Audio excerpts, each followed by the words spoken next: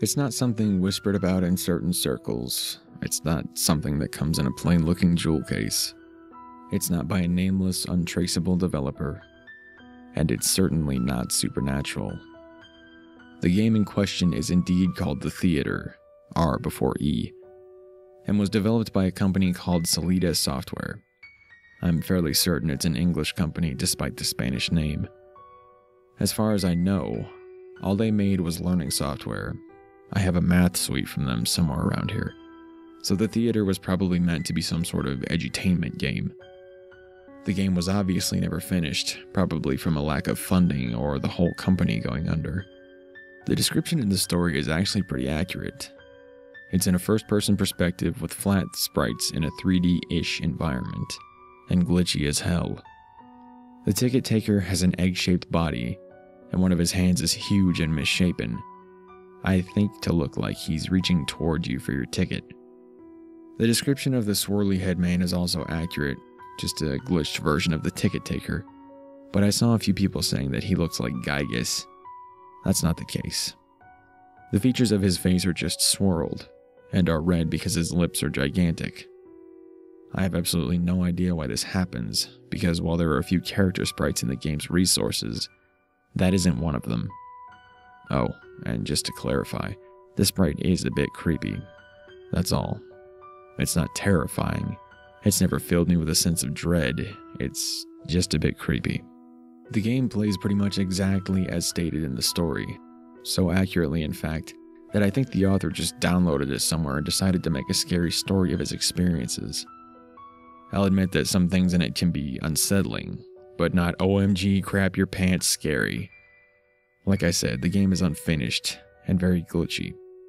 I think the idea is to select a movie from the posters on the wall, enter the theater, and play a minigame.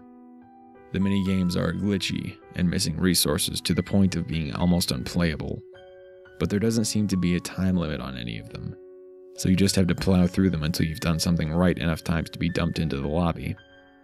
What's described in the story is what happens if you don't select a movie. You'll be allowed to enter the theater, but since the parameter of which game to load hasn't been set, you'll just be dumped back into the lobby. Here's where it gets a bit weird. If you continue to enter the theater without choosing a movie, odd, sometimes creepy things will happen. I'm not sure why, but if I were to make an educated guess, it would be that glitching past the minigames like this causes variables to reach values that they weren't meant to, resulting in things appearing where they shouldn't.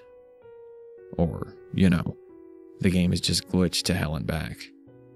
It's been years, but here are some of the effects that I can remember. The swirly head man, movie posters appearing out of their frame, textures changing color, legitimately disturbing audio issues, other characters, and other areas. The last two are obviously the most interesting ones. Sometimes you'll spawn in a small room with a black floor and green walls, which will crash the game if touched. Sometimes you'll appear in a room similar to the lobby, with a concession stand. Kind of. There's a woman behind the counter with an incredibly poorly drawn popcorn machine and soda fountain, but it's all just an image on the wall. It's basically just a big yellow concession stand mural. I don't remember if you can interact with it or not. The only character that appears worth talking about is a guy in a brown jacket, who appears on the sidewalk outside the lobby. Looking back, I don't think the story mentioned this, but to the left of where you start out, the wall is a row of glass doors looking out onto the street outside the theater. If you glitch past the minigames enough, a man in a weird-looking jacket, I think is supposed to be tweed, it's a mess, with a huge smile on his face, will be just on the other side of the door, staring at you.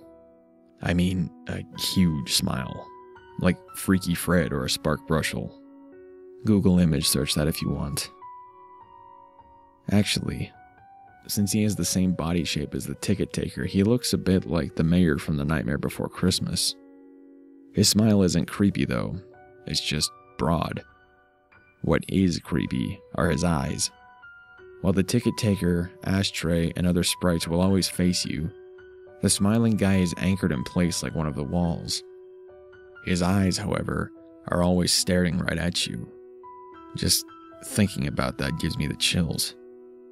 Okay. Well, there's nothing overtly scary or supernatural about the game itself. That's one thing that I will admit legitimately scares me. Like a porcelain doll. That's pretty much all there is to the theater. If you can find it somewhere, I'd recommend downloading it just to see what it's like. Oh, one thing I'd forgotten. As stated in the story, getting the thing to run is, to say the least, difficult.